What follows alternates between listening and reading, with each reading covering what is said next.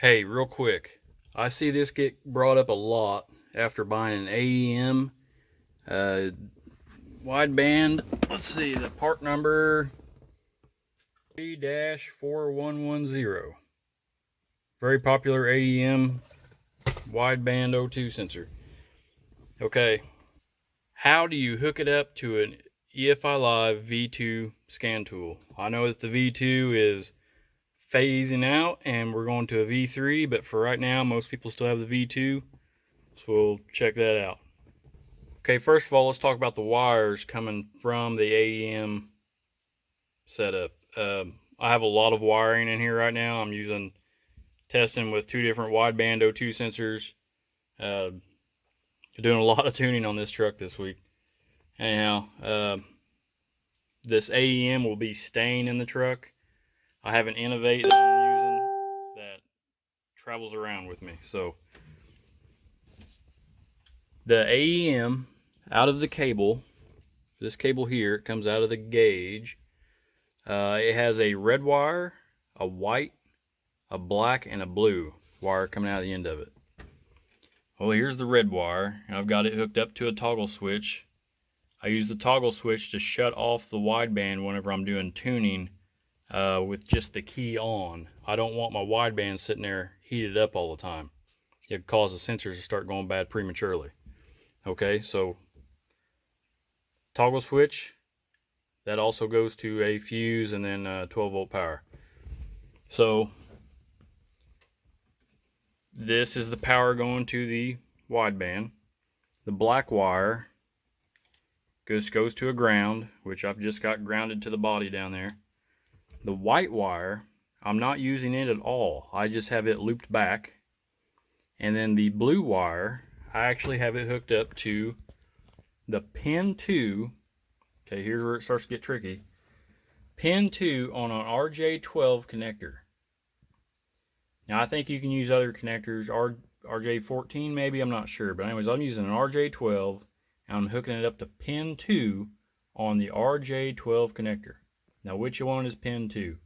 When you look at it, you can find this information online. I'm trying to get the focus. When you're looking at it like this, from left to right, pin 2 ends up being that yellow wire. See it?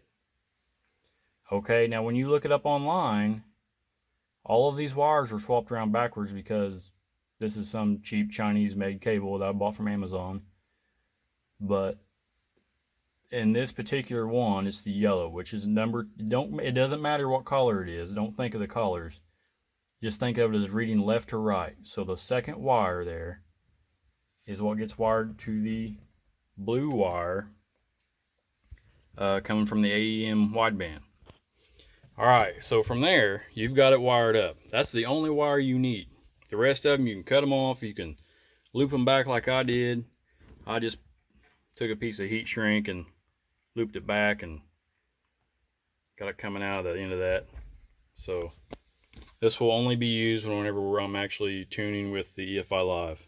That's the only thing this is good for now. All right, when you first have your scan tool fired up, the V2, you have several options. But first, we have to tell it that we're using an AEM wideband. So how do you do that? Go to Options, F4.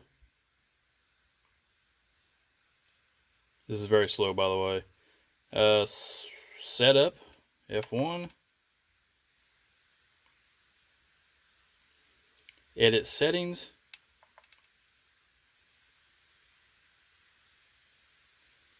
Now we need to scroll down.